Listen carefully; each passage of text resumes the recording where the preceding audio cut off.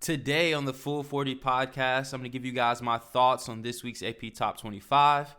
Also, with it being March, we're going to dive into some conference tournament talk. And of course, I'm going to give you guys my winners and losers. So stay tuned. This is the Full 40 College Basketball Podcast on the Press Play Podcast Network. Part of the Press Play Podcast Network. What's good, everybody, and welcome back to another episode of the Full 40 College Basketball Podcast here on the Press Play Podcast Network. I'm so excited for you guys to be here today. We have a lot of fun things to get into and talk about. As always, thank you for coming in and listening to me rant and ramble about my favorite sport, that being college basketball. Really exciting time. As you all know, it's March, baby. So it's conference tournament time. It's NCAA tournament time. To me, it's the most wonderful time of the year. I know for a lot of people that's Christmas, but for me, this is being March, all the tournaments, all the games, everything that you see, having basically basketball during the work day, all day, every day. It is literally my favorite part of the year, as you can hear me currently gush over what's to come. So without further ado, man, let's just dive right in. The first thing I want to talk about today or cover today is the AP poll madness, if you will, with it being March. Let's just call it that occurred this past weekend, and I guess if you want to count Monday as well. So as most of you know, 7 top 10 teams lost this past weekend, on Saturday rather. So you had Gonzaga losing, Arizona lost, Auburn, Purdue, Kansas, Kentucky, and Texas Tech as well. Now, Texas Tech was ranked 9th, and I'll get into them later. But Gonzaga, Arizona, Auburn, Purdue, Kansas, and Kentucky were the top 6 teams in the country. And I believe they go in the order that I spoke to or said them in. Now, my issue that I have with this is that I don't believe every team is being looked at in the same light. And what I mean by that is, if you go and look at the AP poll over the course of the year. Now, granted, you haven't had anything this drastic happen pretty much ever inside the top 25. But if you just look at it over the course of the year, you see when a team loses, they drop, not necessarily significantly, but that loss is taken into account. Even if they win that week, even if, whatever it may be after that loss is still taken into account, and they drop at least anywhere from 1 spot to 3, 4, or 5, depending on how bad it was or who it was to, and that kind of deal. So for me, I had some issues this week because Gonzaga and Arizona didn't move at all. And for me, that's kind of an issue. And the reason for me, those 2 teams I point out specifically it's an issue is because Gonzaga lost to St. Mary's, who is a very good team. They're currently ranked 19th. They were ranked 23rd when they beat Gonzaga. But it was still a loss on the road by double digits. And to me, Gonzaga plays in a weaker conference. I'm not going to say it's the weakest conference out there, but it's not a very, very strong conference. You have, let me rephrase that. The WCC is a solid conference. I'm not going to say it's super, super strong by any stretch of the imagination. But, they have Gonzaga and St. Mary's, who are obviously ranked. Then you have Santa Clara, San Francisco, and BYU, who have really good records. They all have over 20 wins. Out of the 5 teams I just spoke about, Santa Clara is the only one with 10 losses. So solid. They have a solid group of 5 teams. But realistically, the WCC is a 1, or usually a 1, maybe a two bid league at best, and that's recent that it's become kind of a 2 bid league. with Gonzaga being the elite of the elite, and then having a team like a BYU or St. Mary's usually are the one or the other two that kind of falls into the tournament. So, but with that being said, Gonzaga has been running through the WCC. So for them to lose this game, and granted it was on the road, but for them to lose to St. Mary's and not drop it all is kind of like I don't really know how to describe it.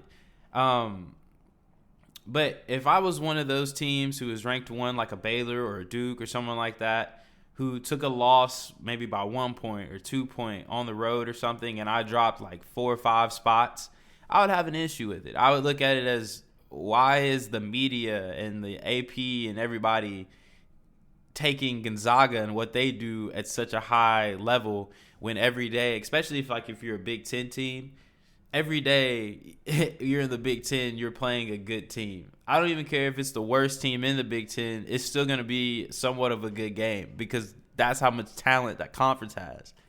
So I feel like they're not punishing Gonzaga, a team like Gonzaga, enough for taking a loss like they did, even if it was to the second best team in their conference, and St. Mary's is a really good team.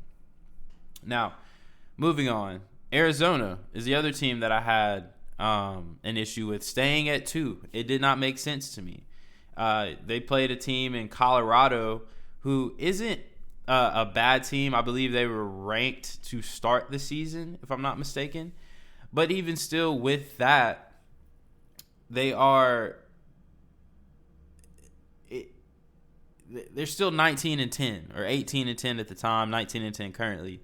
So to lose to a team like that by 16 points, it wasn't like it was a 8 point loss. No, they lost by 16 to Colorado. And granted, they kind of, I would say, made up for it by blowing out USC. So theirs to me is a slightly a bit more understandable case than I would say. Gonzaga is. But I still don't understand why they got to keep their spot when teams all year that have been in kind of the same position, losing games that people don't think they should have lost, whatever it may be, they continue to drop them. So those are really my 2 gripes. I feel like everybody else kind of moved around as they should have, like Kentucky losing to Arkansas. I don't think they lost by 2 points. It was a really good game. I don't think that. Kansas and Baylor, very, very high level game. Don't think either team should drop, nearly that far. Same thing with Auburn, losing to a very good Tennessee team. So that I think the other teams were kind of rightfully done. They are in a solid area, solid spot for what happened the week before.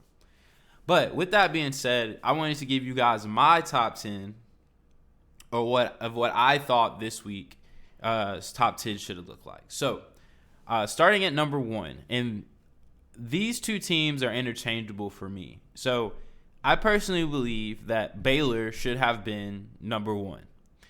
The reason I say that is because they obviously beat Kansas, and all 6 teams lost. So, they beat a top 5 team at the time. All 6 teams above them, or all 6 teams in the top 6 lost. So if you're going to move someone up like they did Baylor to 3, Baylor should go to 1, especially after, like I was just described with Arizona losing by 16. There's no reason they should be over Arizona. That Arizona should be over them. Moving on, number 2, I think should have went to Duke. I think Duke should have been number 2. Me personally, obviously, as I've detailed on this podcast a bunch of times, I'm a Duke fan, but I don't think they should have been number 1. I think Baylor and having that big of a win deserves that number 1 spot. So I think Duke should be 2. So we're gonna go Baylor 1, Duke 2. Excuse me. Then I would take Arizona and put them at 3. Granted, like I said, Arizona losing by 16 on the road to Colorado, that's a big deal. But I don't think dropping them down below Baylor, especially with the top 6 losing, dropping them down below Baylor and Duke to that 3rd spot, I think would have worked out just fine. I wouldn't have had any issues with that at all. Like I said, I think it was kind of like a hard, not necessarily a hard fought game. I'm thinking about Auburn right now, but them coming back to beat USC early in this week, seeing that, it wouldn't have been an issue with me. So at number 4, I'm going to take Auburn. I think Auburn, while they have struggled on the road here a little bit lately, I think that playing Tennessee at Tennessee, as a Tennessee grad, I can tell you that's a really, really tough place to play. It seats like 20,000 plus people, so that's a lot more than a lot of stadiums that are kind of around. So with that being said, Auburn losing by, I think, what was it, 5? 5 on the road at UT. I think they could have just dropped to 4. Then after them, I would probably go with Gonzaga at 5. Losing by as much as they did. Well, actually, I'll take that back.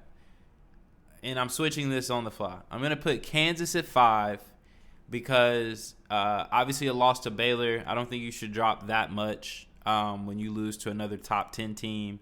It wasn't like a bad game. Again, like I said, it was a pretty solid game across the board. So I think they should be 5. Then I'm going with Gonzaga at 6. I've laid it out. I've gone on and on about Gonzaga, but I think they should have dropped to 6.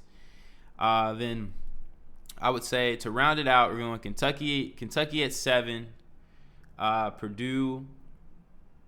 I'm sorry. Looking at the wrong thing. Purdue at 7, Kentucky at 8. And then Texas Tech can just stick. Because me personally, I think Texas Tech is a good team. So I don't have a problem with them dropping, but I kind of like them in the top 10. I kind of think they could have just stuck at 9. But for the sake of this, I'll stick with my list. For the sake of this, I'll stick with my list. So at 9, we're gonna go with Providence. I like them where they are, and Wisconsin at 10.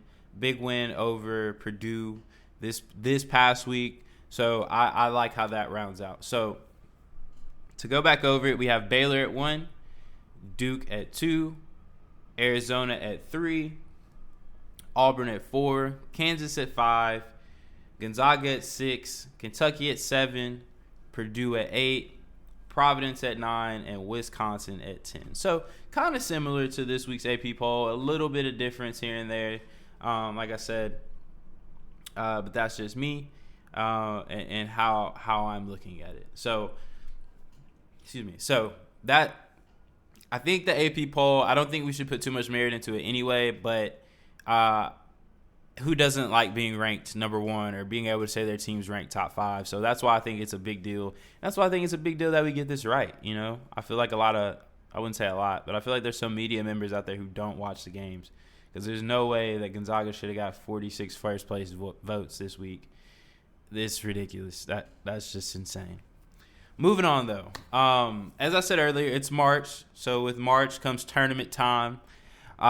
There's so many things going on that there's just an inundation of basketball everywhere. Like, you can turn on the TV at any time, and being able to watch at 11:30 on a Wednesday, being able to watch, Radford and whoever they may be playing in the Big South or whatever conference tournament may be going on, it's pretty cool. It's pretty cool to watch. So, and this weekend coming up, I think it with the end of like the Power 5 conference regular season's coming to an end on Saturday. Really, I think there's some games on Sunday as well.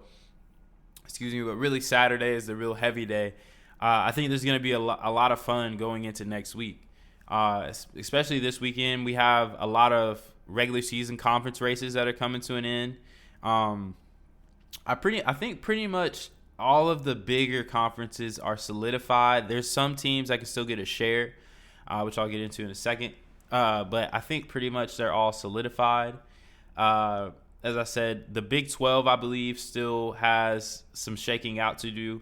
I think Baylor right now is in the driver's seat, and they pretty much, I think, have a share of the Big 12 title. And so Kansas can actually, I think, is the only team that can, I guess, challenge them for that, for the other half of the Big 12. I don't know how that works when you say a share of a title because it's only one trophy or whatever, but they can get a share of the Big 12 regular season, I believe, with a Baylor loss and a Kansas win here this weekend. So that's going to be fun to watch. The SEC is also another fun one to watch because there's 4 legit teams that have a shot at the SEC, or at least at a share. There's one team that is going to be the SEC regular season champion, and there's 3 other teams that could have a share of that. So that's going to be really fun. And actually 2 of those teams play each other this weekend, and UT, the University of Tennessee, and Arkansas, which I'll get into in a second. And then also you have Kentucky. You have Kentucky as well, who plays a really good, really kind of upstart Florida team here lately. And I'll get into that game a little bit later. But those 2 conference regular season conference races are ones that I'm paying very, very close attention to. I think that will provide some really fun games this weekend, especially like a Tennessee and Arkansas, where both teams are kind of fighting for the same spot. So that'll be pretty cool. Now moving on into looking ahead into next week, with it being conference tournament week, and like I said, it's one of my favorite weeks of the year. I have some tournaments that I think are going to be really, really fun to watch. So for starters, my first one on my list is the Big 12. I just think the Big 12 is one of the 2 deepest conferences in basketball, in college basketball right now, alongside the Big 10. I believe that any team in that top 8 range of the Big 12 can win the Big 12 tournament, and I'm super excited to see that because there's so much parity. So many people have beaten, like TCU just beat Kansas the other night. Baylor beat Kansas on Saturday. You know, there's just so many things that could happen, and teams that don't seem like they're good, or their record may not be good, but when you put them under that bright lights and that pressure, it changes. And so, you know, you have teams playing with their season on the line against teams who, you know they're in the tournament but want to win a conference championship and all that kind of jazz. So I think the Big 12 is going to provide some really, really good moments, especially you have Baylor, Kansas, TCU, Texas, Iowa State, and I know I'm missing one off the top of my head, but teams like that playing against each other, that's just high-level basketball, and you can't get much better. Of course, you got to have the Big East on there. I love the Big East tournament. Maybe it's nostalgic, or it's the nostalgia type of person I am. But I love the Big East tournament. I think it'll be really, really fun to watch this year, though. Last year, Georgetown won it, and I think that is one of the most interesting stories this year, is that Georgetown is defeated in a conference, as we like to say. They have not won a single game in conference, as they're 0-18, but they won it last year. So I think it's just hilarious to see something like that, where in the Big East tournament, because you legit could have a team like a Georgetown, and we've seen it before, not that drastic, but a team like UConn run the table with 6 games in 6 days and that type of deal. But I'm really excited for this year's Big East tournament, because I think there are legit 6 teams that have an opportunity to win the Big East. The Big East Conference tournament anyway. With Providence, Villanova, UConn, Creighton, Marquette, Seton Hall. Shoot, you might even throw St. John's and Xavier in there. So legitimately, it's going to be a great conference tournament to watch, because there's so much parity within the Big East. A lot of these teams have beaten one another. Even, for example, the first place Providence Friars have 3 losses. So if that doesn't tell you, like, hey, this tournament is going to be fun to watch, I don't know what does. So moving on to my third, and mind you, these aren't in any particular order. It's just kind of how I wrote them down. But the next one on my list is the Big Ten. Now, I've said on this podcast a few times this year that I think the Big Ten is the deepest basketball conference, or conference in basketball this year. They currently have 5 teams ranked in the top 25, 2 teams ranked in the top 10. But you also have teams like Rutgers, Michigan State, Michigan, Indiana. Even throw in Penn State in there as well. And now, when I say this, Penn State is not a relatively good team, but if they catch you sleeping, they will beat you. If they catch you sleeping, they will beat you. And even when you have teams like Nebraska who just beat Ohio State, and I'll get into them a little later, but that just is my favorite part of this. Any team can beat anybody. But the Big Ten tournament, I truly believe just the parity of that conference and how many good teams are in it, that I don't think any of the top 4 teams will win it.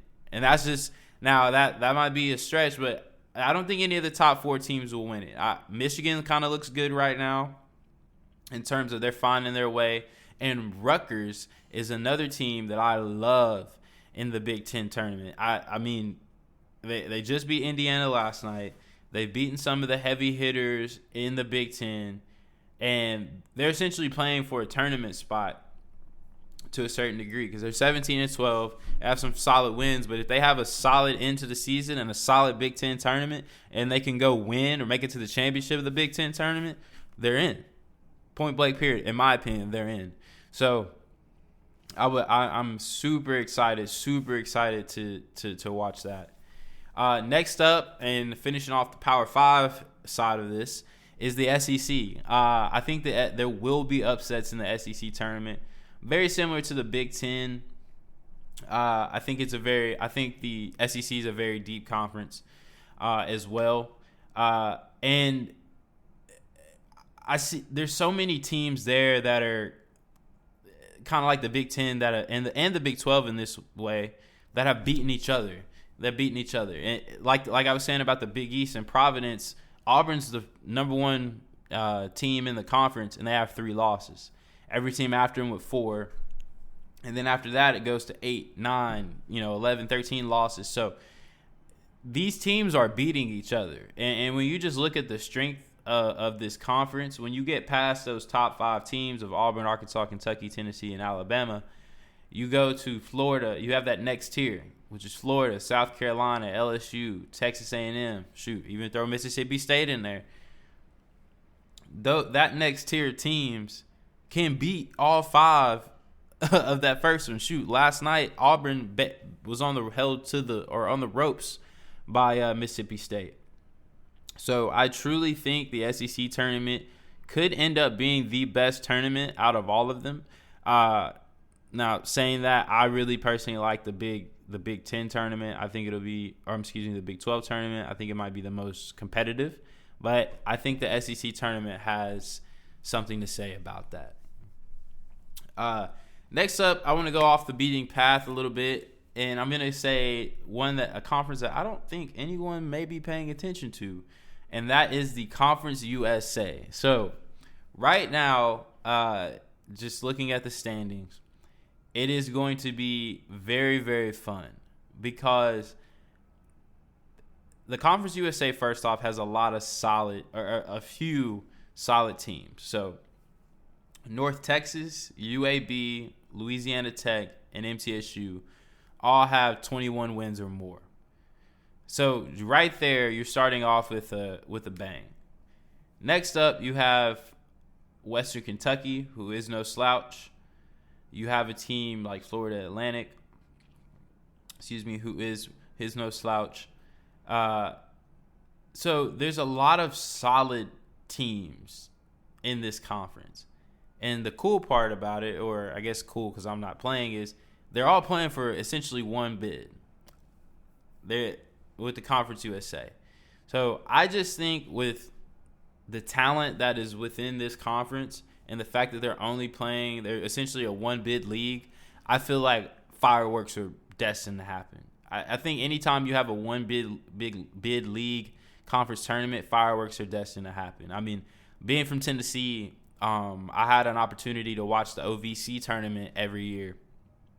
And to me, it is one of the better tournaments because, A, you have two really top-flight teams like Murray State and Belmont who are good year in and year out. But on top of that, you have teams that are that come from nowhere. I remember campaign in Murray State. I remember watching Belmont basically run through the league and then lose on that last day. So I think that is definitely going to be fun to watch.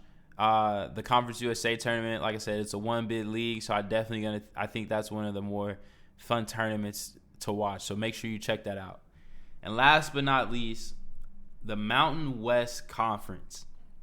Now, a lot of people, especially here on the East Coast, and I feel like it's kind of like football in a way. You don't get to see these teams a lot, but these teams are good. Boise State, Colorado State, San Diego State, Wyoming, even throw UNLV in there a little bit, are really solid teams. Those first four I named are really, really good teams. And right now the Mountain West actually has, according to Joe Lenardi and his bracketology, they have 4 teams in the tournament field currently. So to me, the Mountain West Conference tournament is going to be fun because I think it's going to come down to those 4 teams. Boise State, Colorado State, San Diego State, and Wyoming. That's high-level basketball. I think at some point, with the exception of San Diego State, Boise State, Colorado State, and Wyoming have all been ranked at some point this year. So high level. Then you have a team like UNLV, who I believe has beaten some of those 4. So it's gonna be exciting. Any conference tournament in college is exciting, but the Mountain West Conference tournament I think is one that people are sleeping on just because you don't watch a lot of Mountain West basketball. I mean, people don't watch a lot of Mountain West football, but it's basketball is a lot worse in terms of viewership. So those are the conference tournaments that I'm interested in right there. I have some sleepers for them. I kind of already hit on them, but like TCU. I think they could, run the table in the Big 12 tournament. They've beaten a lot of the big teams there. Like I said, they just beat Kansas. So I think they definitely have a shot.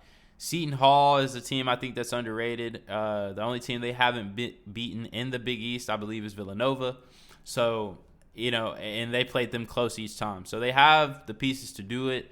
The tournament is a sprint. So you gotta be able to do it. And do it every single night for 3, 4 to 5 nights in a row, depending on where you're seated at. Next up is Michigan. Michigan, they've kind of come on here as of late.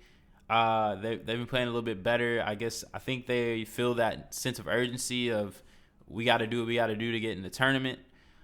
So I think that they can definitely make a run because they need to make a run.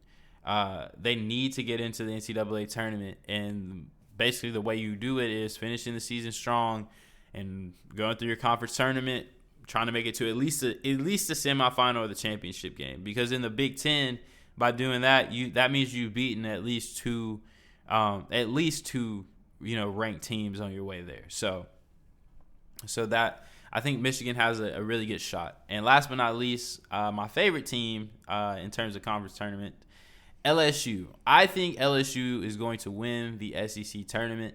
Now, you might look at me like I'm crazy, especially after they just blew a game last night. But I think LSU and Alabama in this regard. But I think they both have the scoring to beat teams in the SEC tournament. Now, not saying that Kentucky or Auburn or Tennessee are going to be easy outs or anything like that.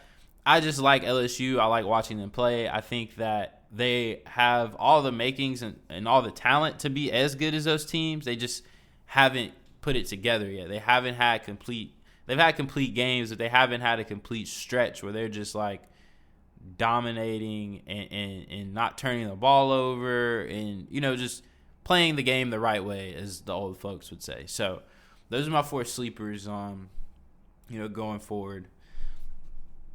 Into conference tournament week.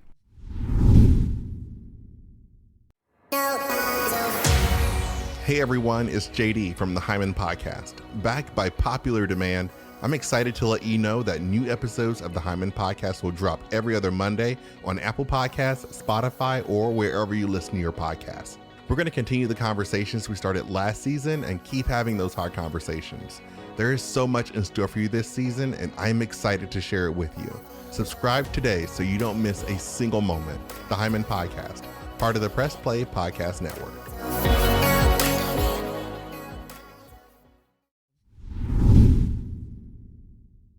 So, before I dive into winners and losers, man, I have two really cool stories that I want to kind of segue to from this conference tournament talk.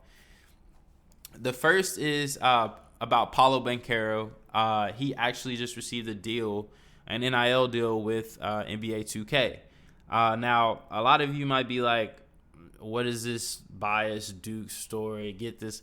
But I actually think it's a really cool deal. And aside from him playing for the Blue Devils, I think that he is I think it's a cool deal going forward. And why do I think that? Every kid who's ever played a sport, for the most part, at some level, they've always wanted to be on a video game. I mean, even me, still to this day, I would love to be, if someone came and asked me to be on, 2K or Call of Duty or whatever, I'd do it in a heartbeat because that's something I've always wanted to do.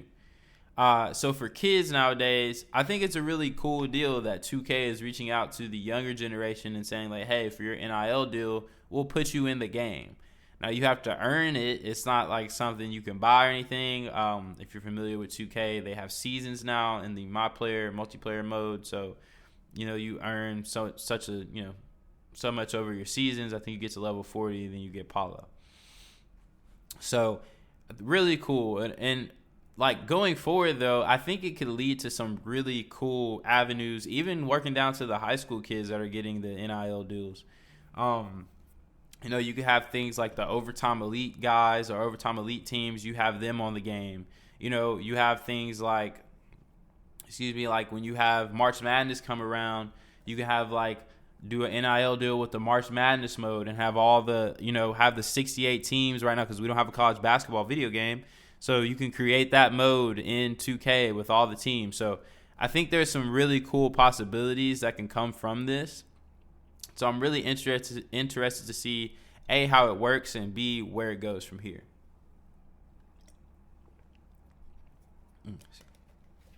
The other thing that I want to hit on, sticking with the ACC here, is the tournament documentary that ESPN has been showing over the past couple weeks.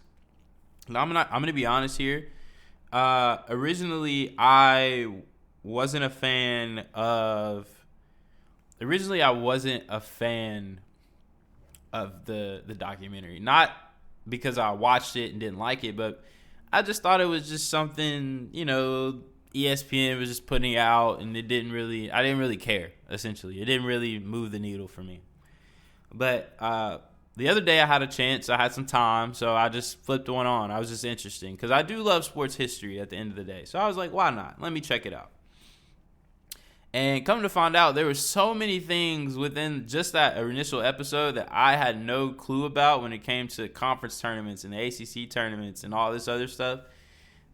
My mind was blown. So, if you haven't had a chance to check it out, it's really, really cool. I was able to learn some really interesting stuff. And essentially the ACC tournament is the basis for every other conference tournament that you have around. And it goes all the way back to Indiana basketball. It's crazy. And even when it comes to the traditions of cutting down the nets and things of that nature, it all goes back in terms of college basketball to the ACC. And that's really, really dope, if you ask me. So if you haven't checked it out, and it's not promo or anything, but if you haven't checked it out, the tournament documentary on ESPN is super, super dope. Check it out. So, moving on to my winners and losers of the week. This is always my favorite segment. We're going to start with a team here in the Big Ten, and that is the Nebraska Cornhuskers. Now, they are our winner this week because they did something that I didn't think they could do, and that is beat a ranked team. They got a W, and they beat Ohio State. It's a big win. It's not going to move the needle for most people or anybody, really. They're still 3-16 in conference. They're 9-21 overall, but they beat Ohio State. And they now have 2 wins in a row. And they have Wisconsin on Saturday to make it, on Sunday to make it 3 in a row. And I want to see them end the season on a 3-game win streak so bad, especially because they really hadn't beaten anybody in conference until just this past week. So big shout out to Nebraska, big W. They are my first winner of the week. Next up, my next winner here is a team from my hometown, the Middle Tennessee State Blue Raiders. They are on my winners list this week because they won the Eastern Division of the Conference USA. Now, you might be looking and saying, why does that matter? It's the East. They didn't even win the whole conference. They won the East Division of the conference. Well, let me tell you why it matters. Coming into the season, MTSU was projected last. Not last in the East, last in the whole conference. So for them to win, even if it's just the Eastern Division, even for them to win, that is an accomplishment in itself. So big shout out to the hometown team, MTSU. Want to see y'all make some noise in that Conference USA tournament that I was talking about. So really excited to watch them play. They've given us some really cool moments over the past, 7-8 years when it comes to the NCAA tournament, going all the way back to beat Michigan State and Denzel Valentine and those guys, and then following that up with a win over Minnesota the next year.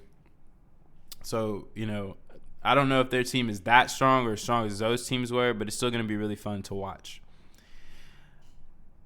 My next winner, or my last winner for this week, is TCU. They had 2 huge wins back-to-back. They beat Texas Tech, who was ranked 9th, and then followed it up with a Kansas win on Tuesday. They actually played Kansas again today. You'll hear this on Thursday. So they played Kansas again today.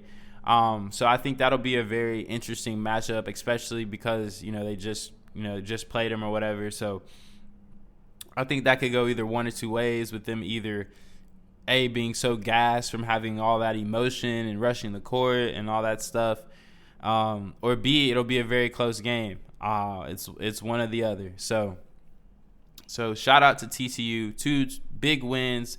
Has an opportunity to have another win again tonight over the same Kansas team that they beat. And that would be pretty cool, if I had to say so myself, to beat the same ranked team twice in a week right before conference tournament time.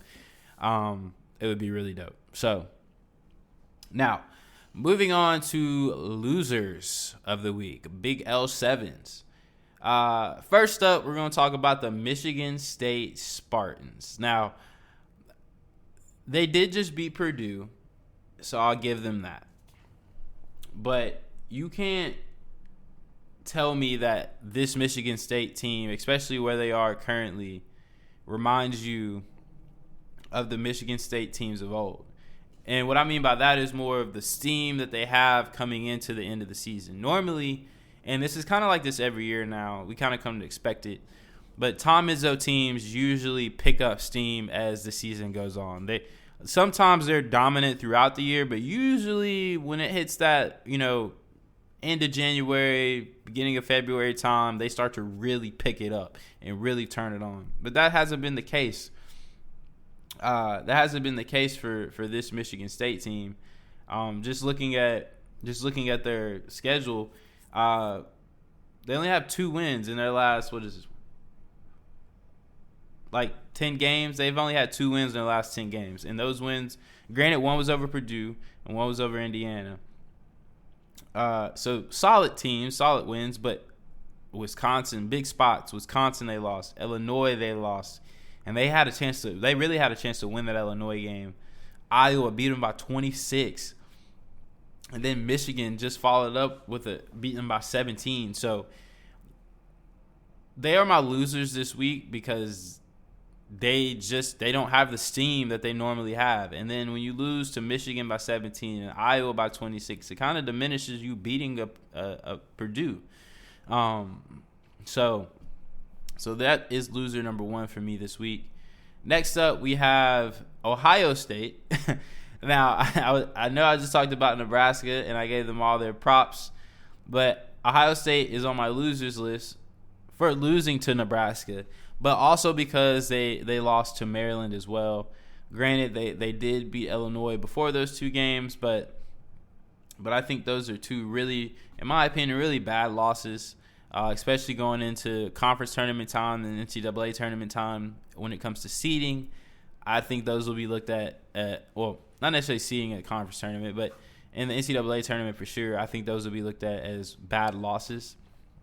And I don't necessarily know, kind of like Michigan State, in that they don't have really a lot of momentum going into either one, the conference tournament or the NCAA tournament. So I'm really going to be interested to see how they go moving forward. They have a big game against Michigan State tonight, so that'll be interesting to watch. 2 teams on my losers list are playing each other, so somebody got to take a dub. And last but not least, I want to talk about Iowa State. Iowa State has been kind of a weird team this year.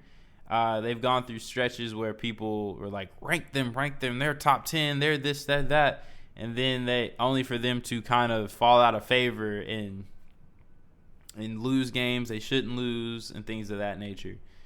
So this week they're on my losers list simply because they had a very bad loss to Oklahoma State. They haven't really had a good loss since Texas in January. I'd say TCU you can also throw in there as well. So really those are their only 2 wins. They're 2 good wins.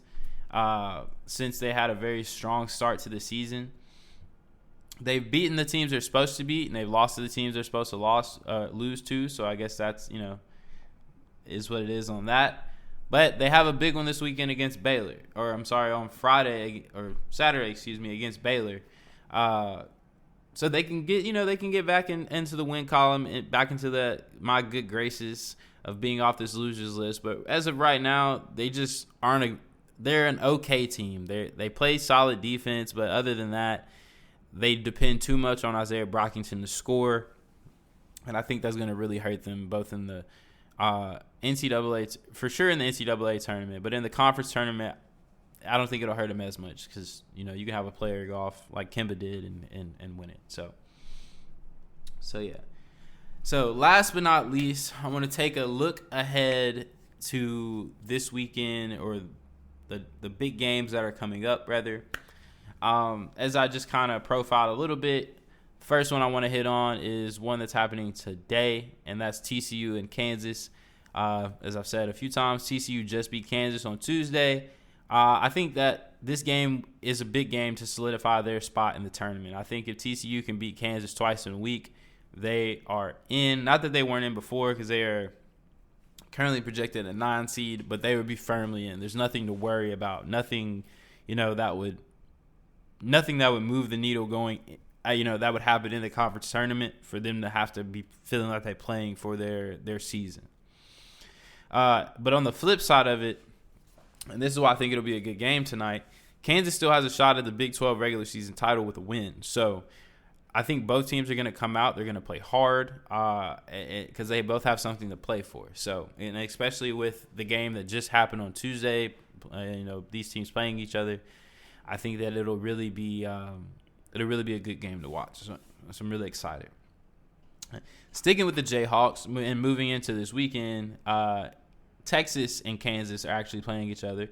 And this game to me is just big because there's seeding purposes on the line for the NCAA tournament. Texas being a 5 seed right now, and I don't see them making too much movement. I think they can move up to maybe a 4.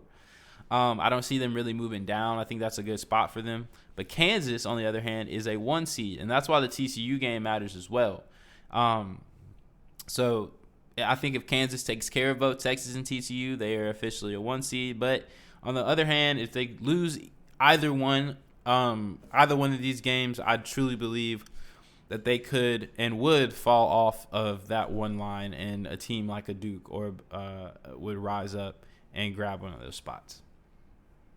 Next up is another game happening today, and that's Michigan State and Ohio State. Really excited for this, as I just kind of detailed that, so don't necessarily need to hop back into it. But both these teams need this game.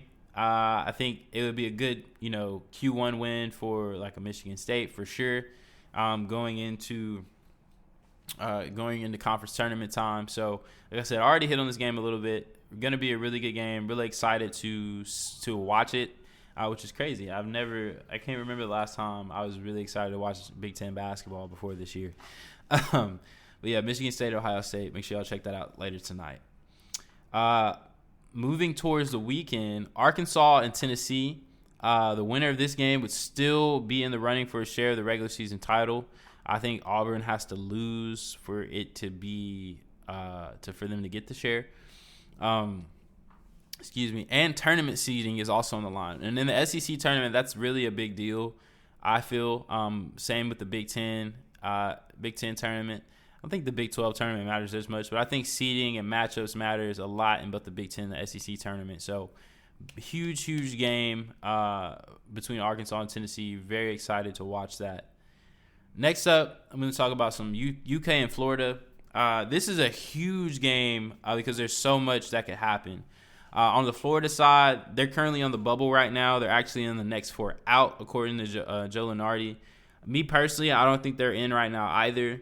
But I do think that if they can win this game against Kentucky, which would give them a top 10 win, and that'll be a second one after beating Auburn a week or so ago. So if they can win this game and then make a little noise in the SEC tournament, maybe make it to the semifinal, my mind personally would change. I think they would be in with something like that. On the flip side, I think UK is still alive for a share of the regular season title, as I talked about earlier. Same thing with Tennessee with a win. This is a game for me that I think could be a nice get-right game for Kentucky. Ty Washington and Xavier Wheeler seem like they're back to normal, back to full strength almost. So I think this is a really, really good tune-up game almost for Kentucky, where they can really just make sure they're doing everything right. Everything's buttoned up as they prepare for the conference tournament and the NCAA tournament. The second to last game I want to talk about is USC versus UCLA. This is a big game because it determines the 2 seed in the conference tournament. I also think whoever wins will improve their seeding in the NCAA tournament. I think USC is a 6 seed right now, and UCLA is somewhere within the 4, 5, 6 region, or 3, 4, 5 region, excuse me. So huge game. Neither one of these teams can win the Pac-12, as Arizona's won that outright. So nothing to play for there, but I still think being the 2 seed and not having to play Arizona until the championship game is a big deal. Last but not least, the game that I was kind of dreading talking about, Duke UNC is, to me, the biggest game of the weekend. There's a lot of games that have conference championship races and all kind of stuff, but let's be real, it's Coach K's final regular season game. Supposed to be over 100 former players in the building. I think personally it will be the most emotionally charged Duke and North Carolina game in a very, very long time. Personally, I think while I've been alive, I think it'll be the most emotionally charged Duke Carolina game. Right now, and then on top of the whole aspect of Coach K leaving, it's his final game. It's the biggest rivalry in college sports and arguably the biggest rivalry in sports when you think about it. There's a lot on the line for UNC, they're currently projected as a 10 seed, and they're kind of trending up a little bit. And I think they're in, but a bad showing here and in the ACC tournament could change that for me personally. But I think it could also change in terms of dropping them from a 10 to like a 11, or they play in the playing game, something like that. Like I said, they've had some they've come on a little bit as of late and kind of righted the ship a little bit just so they can find their way in. But I think it's a strong chance that changes if, like I said, they get blown out again like they did the first time, and then they take that into the conference tournament and have a really bad loss there. On the other side, though, I think that this could be a statement game for Duke. So if Duke does blow them out and they ride that momentum into the conference tournament, I don't see why a 1 seed for them wouldn't be on the table. So going to be very exciting to watch, going to be very emotional to watch. I think for me personally as a Duke fan, but as a college basketball fan, Coach K has done a lot for the game. He's changed the game in many different ways. So he's definitely going to, his presence on the sideline is definitely going to be missed. But that's okay. Coaches retire, things happen, is what it is. So, well, that's all for today. That's all for the Full 40 College Basketball Podcast today. Really excited for what's to come. Like I said, a lot of fun games, a lot of good games, interesting things coming up this week. So, hopefully it'll give us a lot to talk about next week. So without further ado, I'm out. Peace.